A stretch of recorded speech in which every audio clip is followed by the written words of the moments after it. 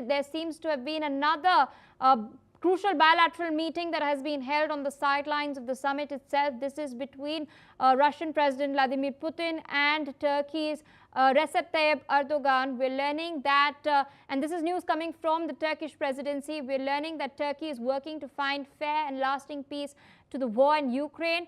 Erdogan has informed Putin that he believes the talks in Istanbul are contributing to peace. I'd like to rope in Ms. Maya Sharma into the discussion. Once again, we've seen several rounds of meetings held between Ukrainian officials as well as Russian officials in Turkey. Though that did result in some prisoner swap agreements, there's been no concrete ceasefire deal that has been reached up until now. Meanwhile, we see Donald Trump mooting a potential trilateral. Ukraine has accepted this. Zelensky has indicated numerous times that Ukraine is willing to come to the negotiating table, yet Russia has not given a concrete response. Do you think this trilateral meeting could catalyze anytime soon? Well, of course, President Trump is trying to present himself as a world leader who is brokering peace in many troubled regions. Controversially, of course, he has said that he helped end the brief hostilities between India and Pakistan, which India has not been very enthusiastic about accepting. So when it comes to the Ukraine conflict with Russia, it's gone on too long in the eyes of the world. There has been too much damage, too much suffering, and it's very high profile. It's happening in a region of the world where lots of people are actually paying attention, unlike some other conflict regions in the world. And President Trump would dearly like to feel that he had helped bring the two sides to some sort of peaceful agreement. His treatment of Zelensky in the White House some months ago was not the best way to go forward with this, but a more recent meeting did have a better output. President Trump has also met President Putin in Alaska. So there was a hope that with this powerful world leader, I mean, President Trump may be erratic, but he is a very powerful world leader indeed. The very fact that he's spoken to both of them, there is a hope that there may be some progress in this, but it is, of course, up to President Putin to also accept this arrangement, and both sides need to give in when it comes to the land that's been taken over, to come in to actually try and think about peace. It's a terrible, terrible situation that's gone on. The war has gone on too long, claimed too many lives, both civilians as well as members of the armed forces on both sides. We cannot guarantee this trilateral would happen, but it's obvious that without Ukraine and Russia talking to each other, there can be no ceasefire, which is something, as Prime Minister Modi himself said today, it's something the entire world wants. They want peace in this region. They want peace between Ukraine and Russia. Indeed, and in fact, earlier in the day when President Putin was in fact delivering his opening remarks at the leaders' meeting, he had specifically called out China. He had also called out India as far as the peace efforts are concerned. He'd thanked both countries. He thanked other nations as well in reaching out in order to gain an understanding as to what exactly transpired in Alaska. I'd also like to rope in Dr. Nagao into the discussion on this particular point.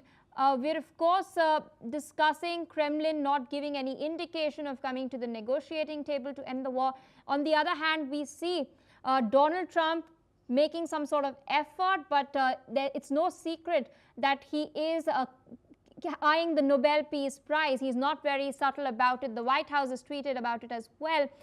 So even as Trump is mooting for a trilateral, we've recently also seen defense ministers of the EU nations gathering in Denmark, discussing the security guarantees for Ukraine. So in this context, how urgent is it right now for European nations to outline what exactly these guarantees will be?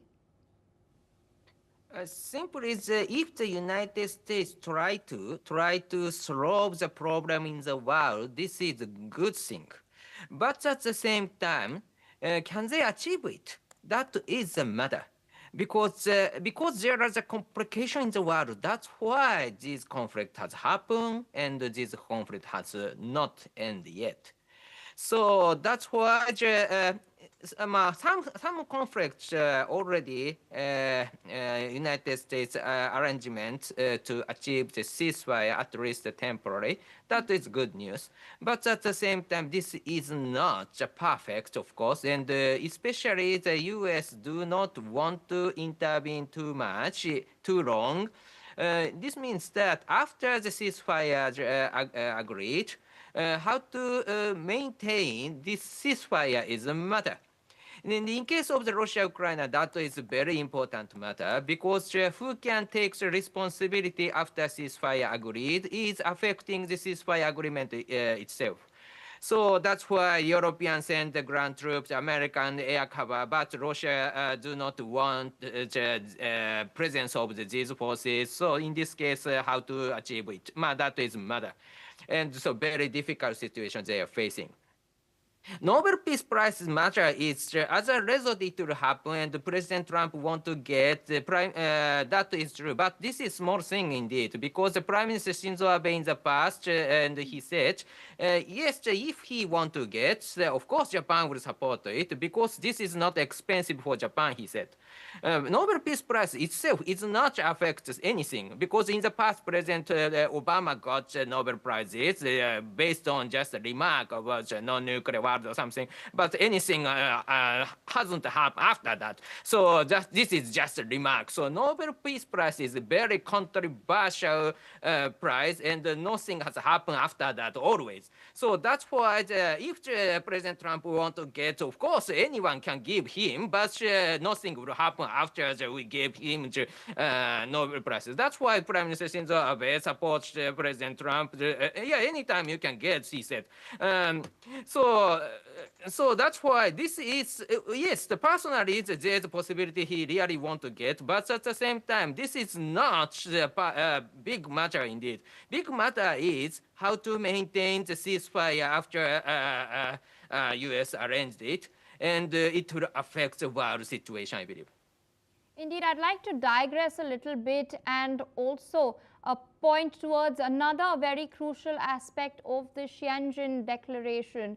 The Tianjin Declaration has also focused upon the quest against terrorism, the fight against terrorism, and in doing so, it has strongly condemned, all the SCO member states have strongly condemned the Pahalgam terror attack that had taken place on the 22nd of April, in which 26 innocent people had lost their lives. This is, of course, a major development. With us on the broadcast right now is Mr. Keith Vaz. He's a former minister in the United Kingdom. He's joining us live from London. Thank you so much for taking our time speaking to us on NewsX World. I was referring to the fact that all the SCO member states have now come out and strongly condemned the Pahalgam terror attack. This is a very interesting development, even though the attack itself saw widespread condemnation when it had occurred, with nations coming out and putting out a statement. The SCO so far did not do so. In fact, during the defense ministers' meeting of the SCO leaders, the Pahalgam terror attack was not mentioned at all. India's defense minister refused to join that statement. Now, we see a complete 180 degree as far as the position in which, of course, China's word carries a lot of weight. What do you make of this inclusion, and does this point towards a thaw in ties between India and China that has taken place recently? Good morning from North Africa. Look, I think that this is a very important development, and I think India will be very pleased at the outcome of this summit, in particular the fact that its colleagues at this summit have condemned terrorism in the strong way in which they have. But from a global point of view, this is an important gathering of international leaders. It is a counterweight to what is happening in the White House, which is chaotic. I think that everyone involved in this will have been very pleased at the outcome, the conclusions, the fact that you've now got three very powerful and important countries working together in this way. So, yes, the terrorism issue is vitally important for India and the condemnation, as we've seen. But this summit goes beyond condemnation. I think we owe a duty of thanks we should be grateful to Donald Trump for turning the economic and political system in the world upside down, because it's brought together India, China, and Russia in a way that was probably not possible had he not done so. So from the global point of view, I regard this as a very important meeting, one that will be repeated and one that sends a very powerful message out to all those who have thought that the only decision maker in the world is the man who sits in the White House. It's clearly not the case. It's clearly the case that Narendra Modi, Xi Jinping, and Vladimir Putin has a say in shaping the politics and economics of the world. And I think that's really important. Sir, a quick follow-up from you. We've recently seen quite interesting videos surface from the summit itself. It showed a very candid moment between Putin, Modi, and Xi Jinping. They were conversing with each other just before the summit commenced today morning, and they were all smiles while doing so.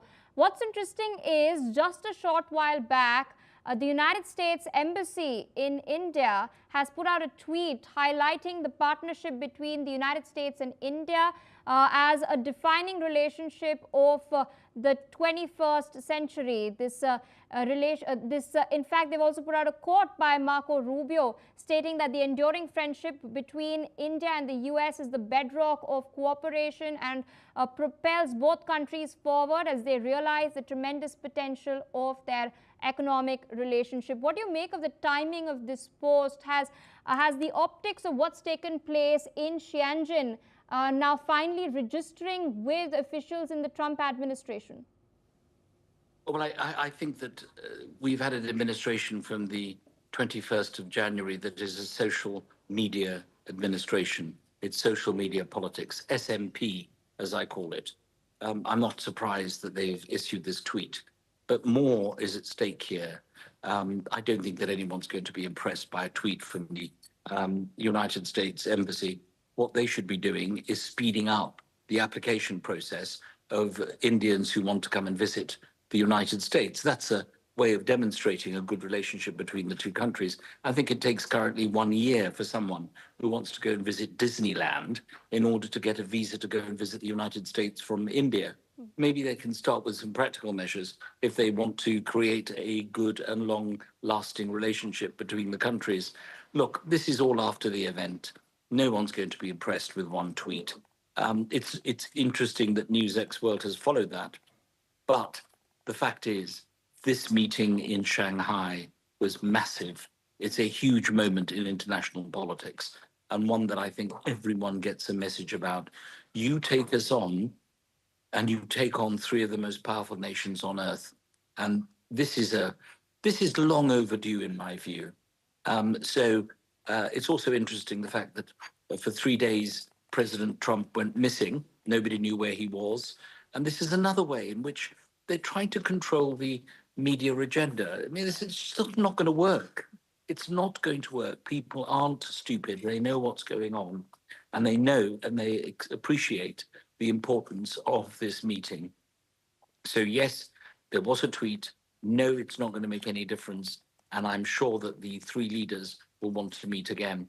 I was interested to hear that President Putin traveled in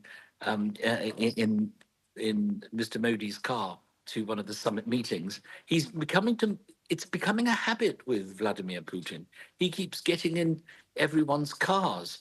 I don't know what's happened, whether his car had not arrived, but this is a new form of diplomacy. It's motor diplomacy, where the leaders just get in together and they have a natter, and then make decisions that perhaps nobody knows about except them. So this is a new form of democracy and a new form of politics, I think, that's going on.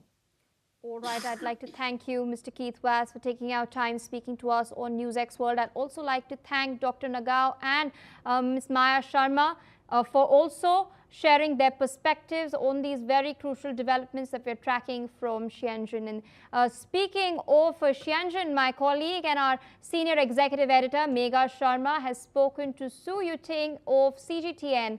Let's in fact take a look at